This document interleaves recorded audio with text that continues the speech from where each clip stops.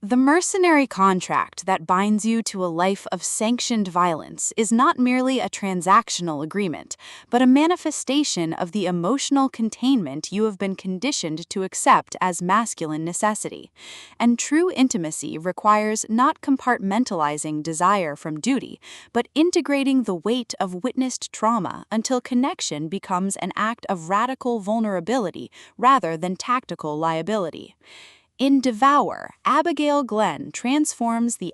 mercenary romance trope into profound exploration of queer sovereignty and embodied trust, proving liberation isn't found in escaping the profession, it's forged in honoring the man beneath the uniform when every operational protocol demands you remain asset. This psychologically precise narrative makes every touch feel like both surrender and reclamation, where consent to love is negotiated through mutual recognition rather than assumed compatibility. And healing means protecting your heart when the mission demands you sacrifice it for efficiency. From gunsmoke and sweat narration, listeners enter worlds where loyalty is syntax and presence is the only unbreakable vow, perfect for fans of emotionally intelligent mercenary romance, where male complexity defies genre expectations. When Sinro Enterprises operative Kaylin Vance is assigned to protect high-value target Julian Thorne during a volatile extraction, he expects professional detachment, not to discover Julian's quiet resilience mirrors the exact suppression he's endured beneath years of performative stoicism, and his refusal to treat Kaylin as mere bodyguard creates space for connection defying employer-employee hierarchy.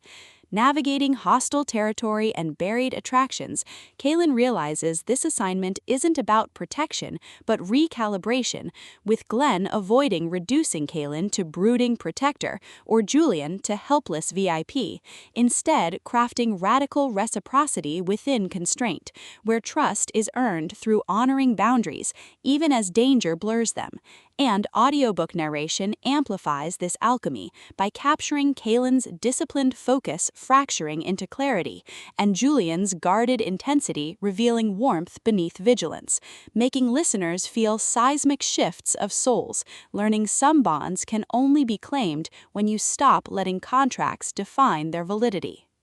What elevates this beyond typical fare is portraying mercenary intimacy as somatic practice rather than romanticized transgression, with Kaylin confronting how military culture equated worth with utility, while Julian creates sanctuary where his contradictions exist without diminishment. Their relationship evolving through shared silences during safe house watches, bypassing performance, rhythms protecting both operational integrity and psychological safety, and mutual defense against handlers mistaking tenderness for compromise, supported by fellow operatives encoding suppressed grief, allies carrying intergenerational weight, and the underworld itself absorbing decades of unspoken bargains, reinforcing that in extraction-based systems, tenderness toward the other is technique, and presence is sustainable resource, with tactical decisions mirroring emotional attunement and protective instincts becoming metaphors for earned trust.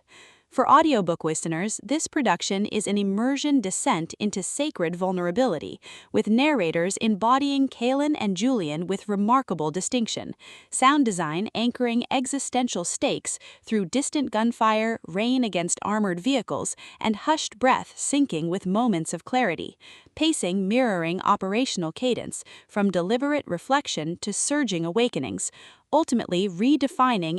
mercenary romance by centering queer emotional labor within tactical frameworks, and affirming that sometimes the most powerful act is choosing to be seen, honoring whole self even in landscapes shaped by violence.